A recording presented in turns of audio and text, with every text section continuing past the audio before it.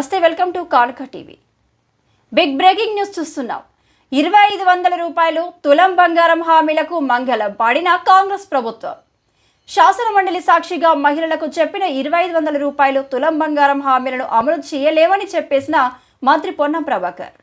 ఇప్పుడు ఎన్నికల సందర్భంలో ఇప్పుడున్నటువంటి ప్రభుత్వ పెద్దలందరూ కూడా కలిసి ₹1,00,000 సరిపోదు, దాంతోపాటు ఒక తులం బంగారం కూడా కలిపి మీకు ఇస్తాం కళ్యాణ లక్ష్మి పథకం కింద అని చెప్పారు అధ్యక్ష.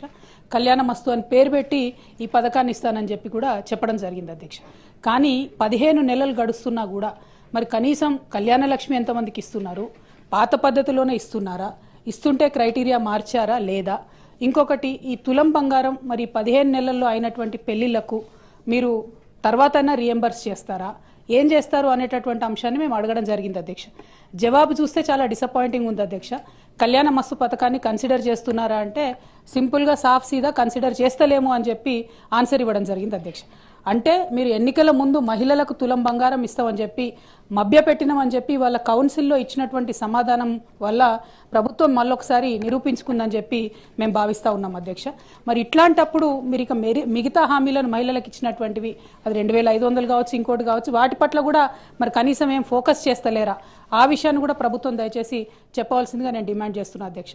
మరి ఇంత సోషల్ కాన్సెప్ట్, ఇంత బ్యాక్గ్రౌండ్తోని మంచి ఇండికేటర్స్తోని చేసినటువంటి కార్యక్రమాన్ని నీరుగార్చడం, మీరు ఇచ్చినటువంటి హామీ మీద ఇంత విస్పష్టంగా మేము అసలు చెప్తలేము, కన్సిడర్ చేస్తలేమని చెప్తే ఇది మహిళలను మీరు మోసం చేసినట్టుగానే మేము భావించవలసి వస్తుందని చెప్పి ఈ సందర్భంగా ప్రభుత్వాన్ని అడుగుతూ కనీసం మరి తర్వాతన్నా ప్రారంభిస్తారా అనేటటువంటి ప్రశ్నను నేను మంత్రి గారిని అడుగుతా ఉన్నాను.